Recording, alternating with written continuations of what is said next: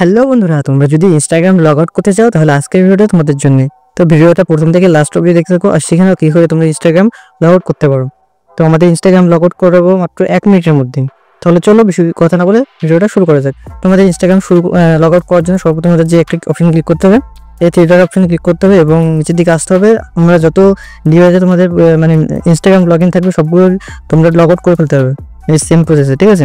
তো প্রথমে ওটা আসবে, আসার পর দেখতে পাচ্ছি এখানে লগ আউট, এই লগ আউটে ক্লিক করবে।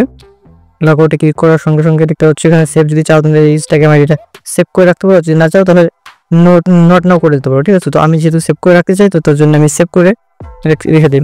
তো সেভ করে রাখার পর এখানে লগ আউটে ক্লিক করবো। তো তোমরা এরকম সেম প্রসেসে লগ আউটে ক্লিক করবে এবং তোমাদের দেখতে হবে যে ইনস্টাগ্রামটি সেটা সম্পূর্ণ লগ আউট হয়ে গেছে। চাইলে আবার এখান থেকে কনফার্ম করে আবার লগ ইনও করতে পারো।